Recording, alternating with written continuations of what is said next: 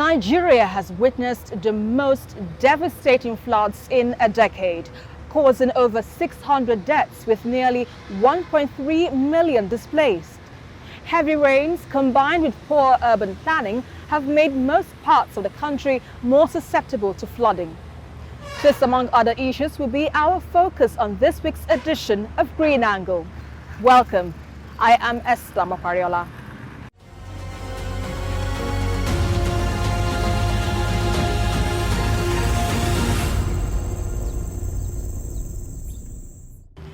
"33 out of 36 states in the country are currently grappling with the devastation of the worst flooding in a decade. Now, according to UNICEF, more than 2.5 million people in Nigeria are in dire need of humanitarian assistance, 60% of which are children and are at increased risk of waterborne diseases, drowning and malnutrition. Well, Nigeria's current flooding has been attributed to the above-average rainfall and an overflowing dam in neighboring Cameroon.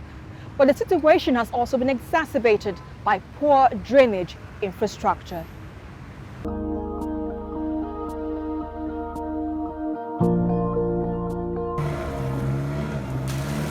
Weeks after the flooding began, the situation seems to have worsened as houses and roads in various communities across Bayelsa State are now completely submerged.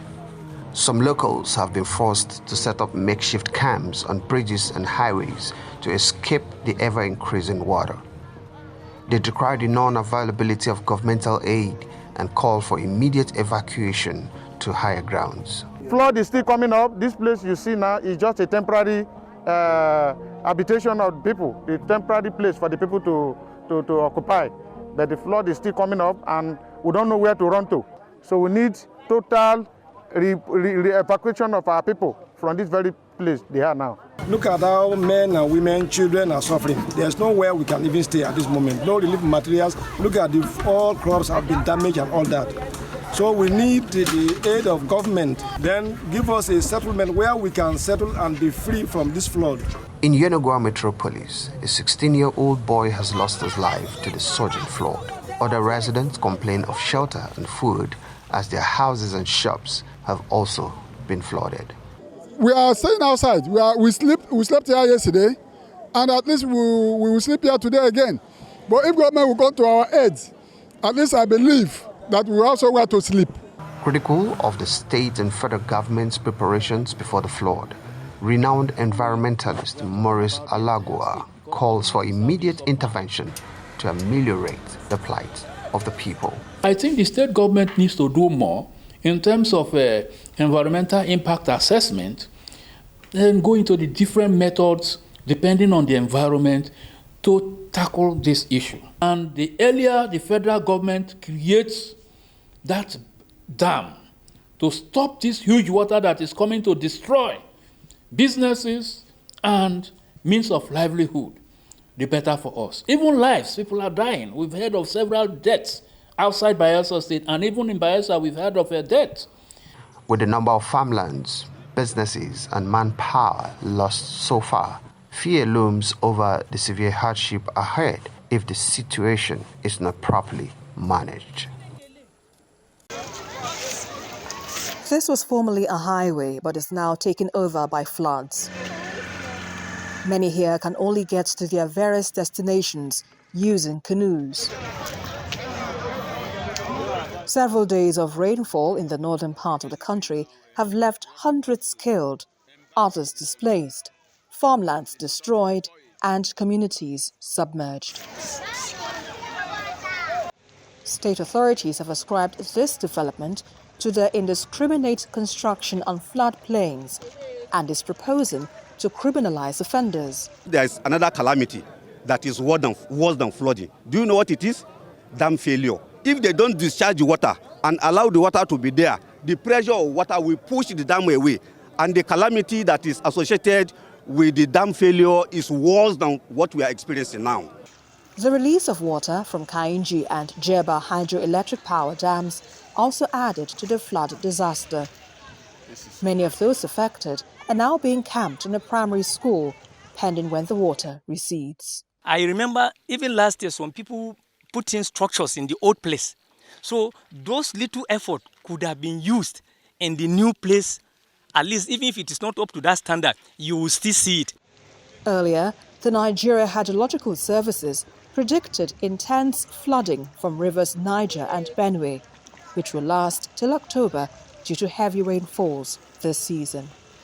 An environmental expert says this development is a clear warning on the effects of climate change, where the government and society must adapt to this new reality. The use of gas in kitchens, in homes, at events, and so on came and became popular. Government can look into ways of making these things much cheaper. This can also go a long way into preventing people, using fuel wood, which of course accelerates the hazards of climate change. While authorities provide relief materials to victims, just as many are relocated to higher grounds, experts say much more needs to be done to avert a humanitarian crisis and a looming food insecurity.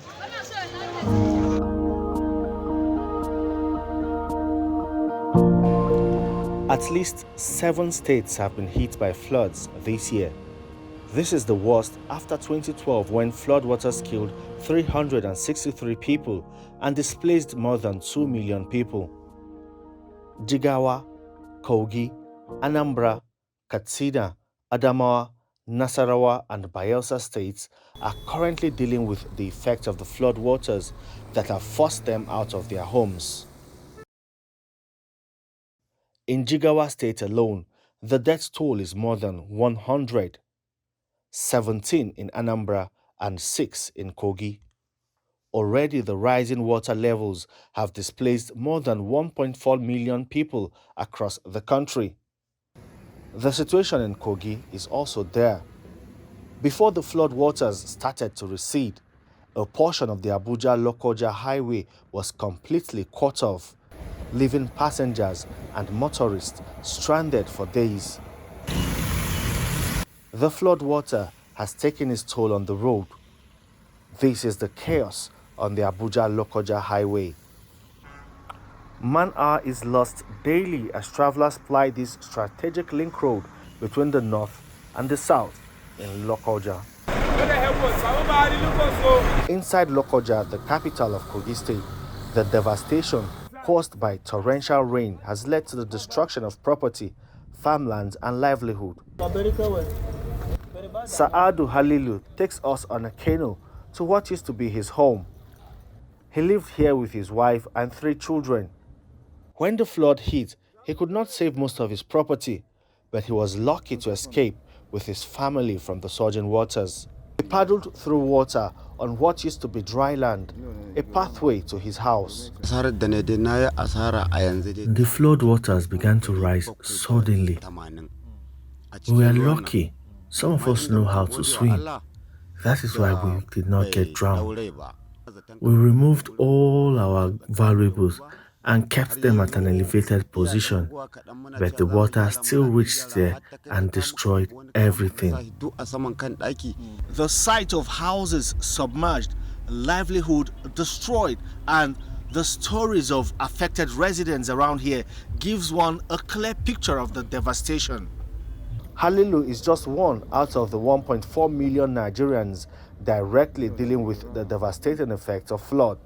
His house is one of the 90,000 homes across the country, either partially destroyed or completely destroyed. He now has to stay in this makeshift ramshackle until the flood waters recede, and it is safe for him and his family to return home. I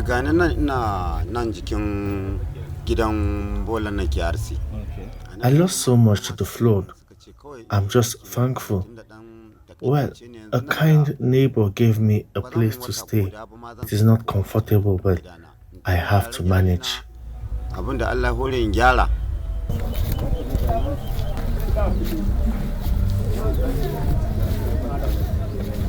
Ochuko does not enjoy the luxury of having a temporary roof over his head. He sleeps here in the open, and his night rest is intermittently interrupted by rain. His work tools have also been washed away in the flood, making it extra difficult for him to earn a living. I go work outside. Before I came back, water don't pack all things within my house. Even right now, as water pursue me, I can't stay outside, I dey sleep. No work use, no money when I go take buy wood. I go borrow another wood today, I can't drop it there. And I dey borrow work use too, because water don't spoil every carry and go. Even livestock was lost.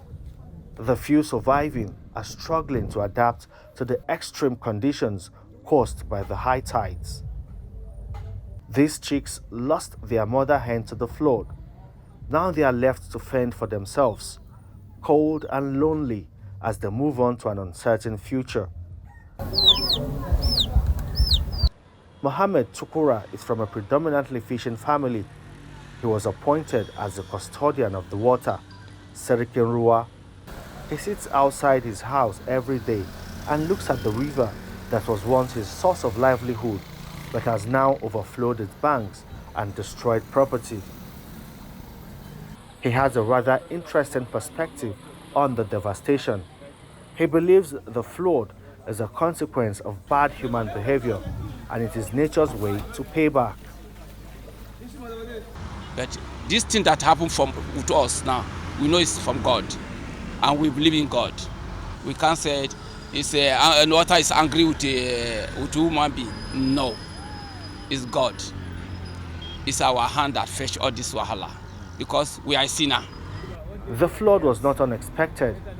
There have been several flood warnings issued by the government and other relevant agencies, but affected communities are always not prepared when the flood waters come into their homes. We release warnings early, but people don't heed to that warning. We are working so hard to alert the nation. When seasonal climate prediction was released, we alerted the whole nation.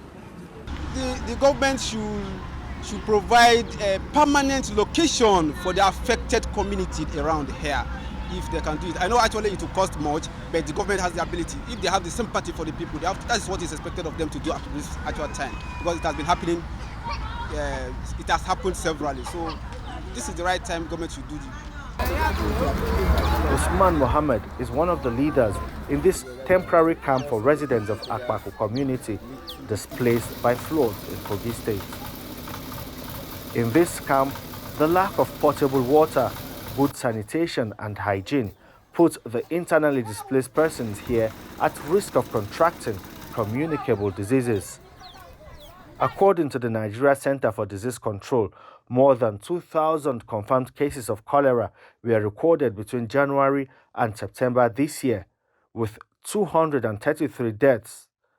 But they fear that the numbers may rise if there's an outbreak in any of the temporary shelters for flood victims in affected states. More than 600 rural dwellers now seek refuge in this camp for the internally displaced. They have been chased out of their homes by flood waters. They now look back and remember the ruins left behind, and they look forward to an uncertain future.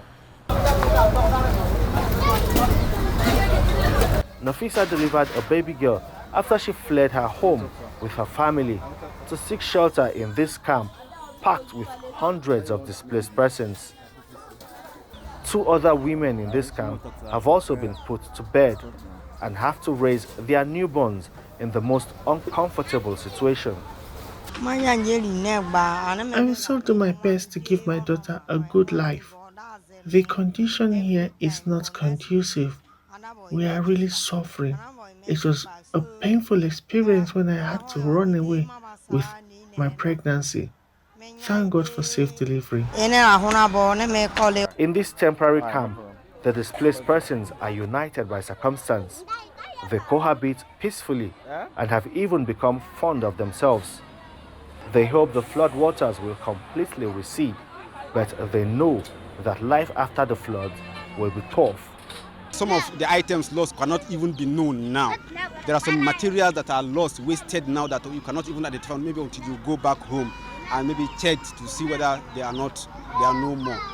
But all the same for now, some parts of the buildings now are falling down as a result of floating of the water. So we're losing a lot of things.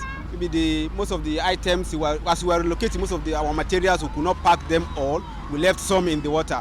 So we cannot even quantify the number of materials or items lost for now. The government is warning again that the worst is not yet over.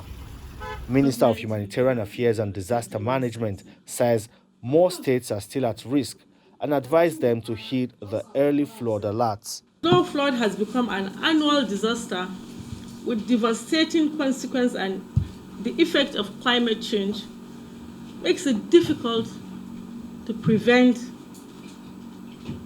floods in Nigeria. It can be mitigated though and managed.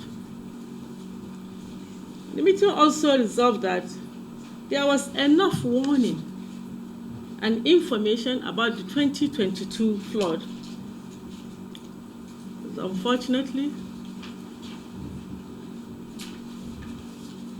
this is where we are. It appears that this warning was not heeded to. The federal government is also concerned about the impact of this flood on food security, as more than 76,000 hectares of farmland have been partially destroyed, while about 70,000 hectares of farmland are completely destroyed across the country.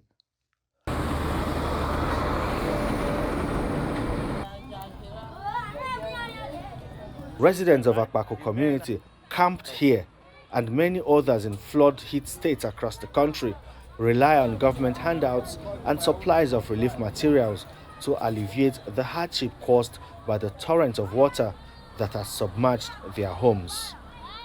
Green Angle returns in just a moment. Stay with us.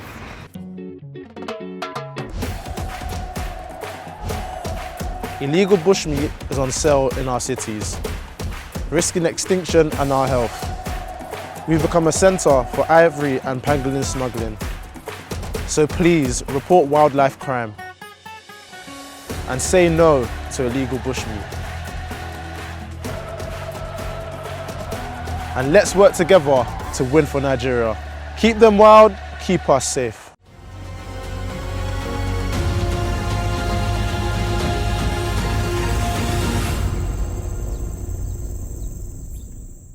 Nigeria will need to invest up to $425 billion in mixed energy sources in order to attain stability by the year 2060.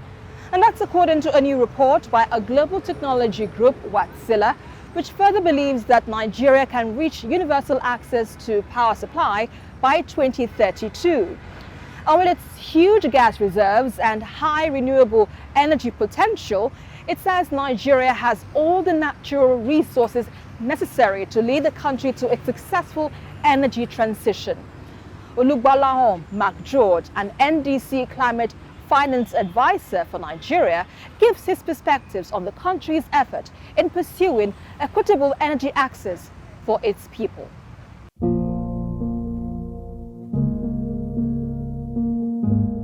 The energy sector reforms that were undertaken about 5 years ago has actually produced an energy market and an energy system that is one of the best in the world on paper.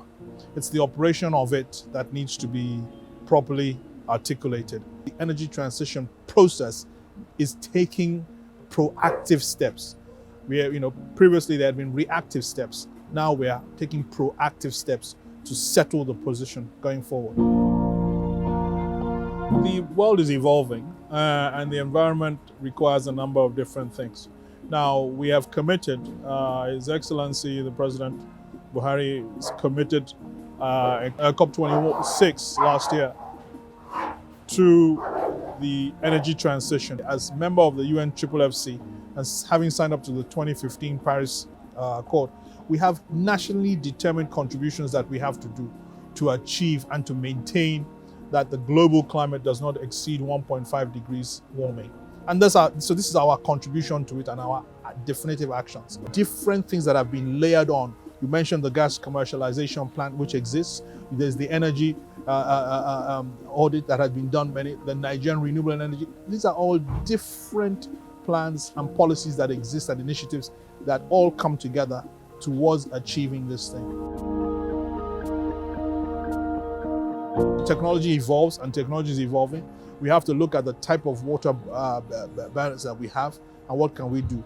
In terms of wind, again, we have to look at our wind. There was a solar IPP, a wind farm that was put in Jigawa. But again, we have to look at our wind capacity and the types of thermals. Technology in the past required greater wind levels, and our coefficient of wind is lower in comparison to other countries. You certainly in the north, you have better radiation, which would also lend itself automatically to solar. And that's where you have the solar IPPs, which were developed, in Kano, in Kaduna, in Jigawa. A number of these projects were, in Benue, in Borno, which was set up for that purpose. Down south, you would look at what you're looking at. Don't forget that, you must look at the comparative advantage and the cost-benefit analysis. These are all technically things that and we have moved to an electricity market that is private sector driven. More importantly, energy efficient. There's a lot of wastage in terms of energy usage, and energy efficiency is a greater conversation. How do we adapt? How do we change our practices? How do we change our lifestyle to adapt such that we do not, increase the global warming? You reduce your cooling and you reduce your energy demand. The reality is that there are systems out there that have existed that we should take advantage of. Are we taking advantage of? Solar fridges, solar freezers, which change and increase and provide better for us personally. Be more of our, shall I say, not just our brother's keeper, but our planet's keeper, and take those proactive steps such that we get and achieve. Residents in Ojodu, a suburb in Lagos, now have the skills of converting plastic wastes into building blocks. Well, this comes just as Rotary Club of Bagada trained more than 60 youths in a 3-day Waste to Wealth program.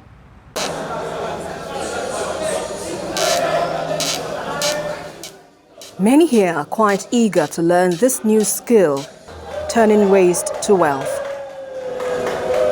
Items like used tires and fabrics are recreated into furniture pieces. Temidayo Oyebanji is a trader and is one of the trainees in this program. She and her team designed a mirror with used tires and old fabrics. She is excited about this added skill and tells me she hopes to share this knowledge with other members of her family. I already have a shop on my own. So it's a thing I can easily arrange in the front of my shop. I can also impart the knowledge to my siblings, and they can be on their own too. Organizers here say the initiative is part of their contribution to give back to the society and also encourage residents to see value in waste. Lagos State is underwater, and that is why we are all out to see all we can do to mitigate the effect of totally whatever can cause our environment fighting with us. One thing realize from waste, we will never spend. We will spend, but the money will not spend. The difference between a poor man and a rich man is just a state of mind. Because every poor man you see has an idea of how to make money. It's the effort to go and step out to make the money that is always difficult. We were able to remove them from that notion of government must employ us. Other aspects of the training program include the conversion of food waste to cooking gas and plastic waste into building blocks.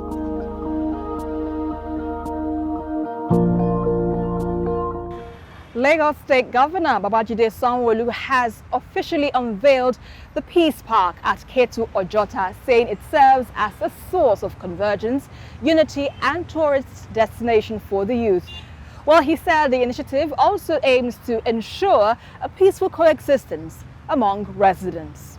Speaking at the inauguration of the recreational park, Lagos State Governor Babajide Sanwo-Olu said the government is committed to changing the face of Lagos as well as touching lives in a deliberate and consistent manner.